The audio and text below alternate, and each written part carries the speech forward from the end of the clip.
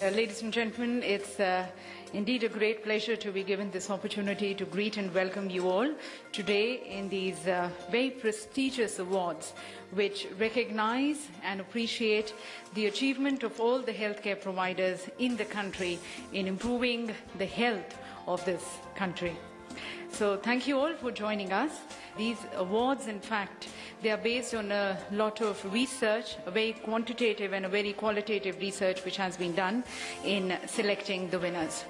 And they say that value of any award increases manifold when the people who are presenting the award, they are of that stature. In fact, today, ladies and gentlemen, to present these prestigious awards, we have two very eminent personalities who have contributed extensively towards the growth of the healthcare sector, either by the various programs, the initiatives which they have taken, or the research work which they have been associated with. So, ladies and gentlemen, please join me as I invite our distinguished guest of honor joining us today this evening, Dr. C.P. Thakur. And our next guest of honor, pleasure to have Professor M.C. Mishra.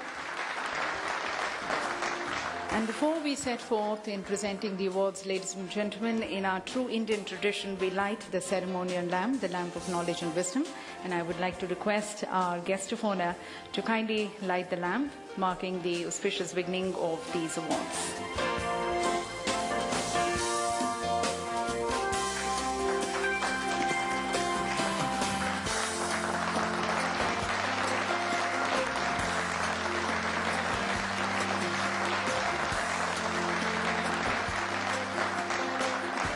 So I would like to first request and invite Dr. C.P. Thakur to kindly say a few words and guiding words to all present here. Inviting you, sir.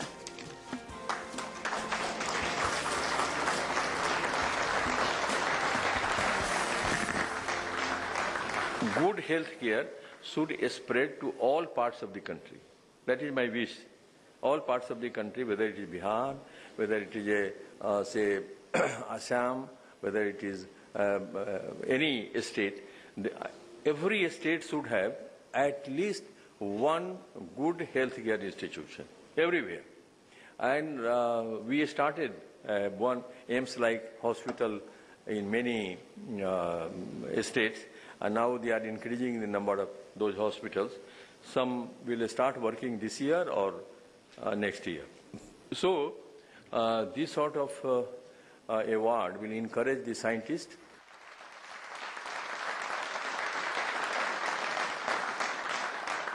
I think it was discussed that how much allocation in federal budget we get for health care. It was 0.9%, sir, until very recently when it was raised to 1.4% and then now 2.4%, which is supposed to be a very quantum jump in terms of healthcare spending by the federal government. But let's compare. Even with Latin American countries have a better GDP portion going to the health. USA, where the healthcare is in private sector quite a lot, is still the government spends about 14% of our GDP in USA. Most of Europe spends ranging from 6% to 10-12% of the GDP on healthcare.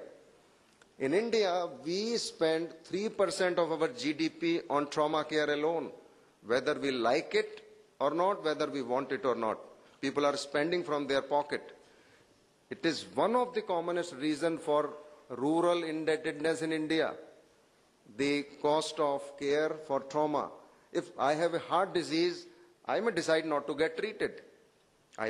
Maybe I'll die. But if you sustain trauma, you cannot wait. If you have a broken bone, it needs to be fixed. You have to get it treated, and that is what leads to indebtedness. We have to develop a mechanism where our large population is not devoid of the advantages of the development taking place in tertiary care facilities in the urban areas. We have to make these facilities affordable and accessible and not limited to one institution or two institutions. So we have to find a middle mechanism. We have to find where no-profit hospitals come up in larger numbers with the same quality what can be given. And there is an acute need for that, and there is a mechanism it can be done.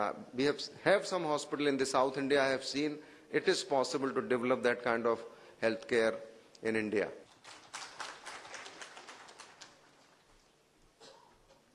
So with this optimistic note and optimistic message, we move on to the most awaited moment of this evening, and that is the presentation of the awards. Next award, the Healthcare Excellence Award for Ayurveda in Delhi, NCR. Here the winner, Dr. Nilima Jain.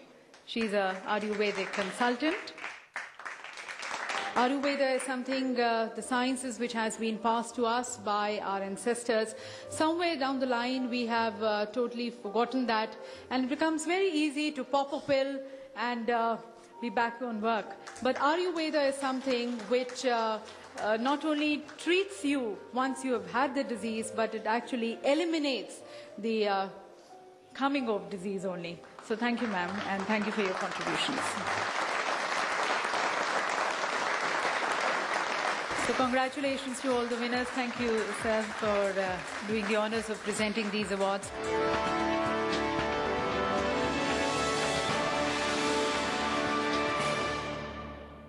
I'm just ma'am, you have to look here. And I would like to know what this kind of awards means to you. Like, I'm thankful to all the achievers for... you have to be a little louder. Say your name first. Dr. Nilima Jain.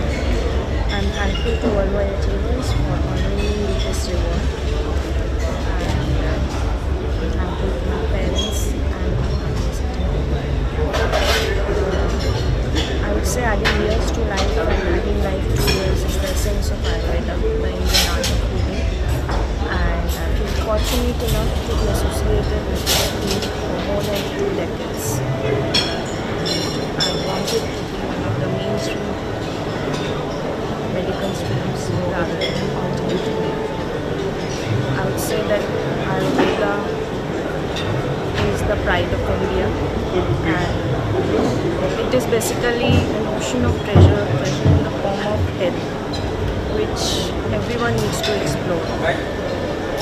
And I would urge everyone, especially the youth of India, to explore this health treasure and take out their bit and utilize it for moving ahead in vibrant health tomorrow.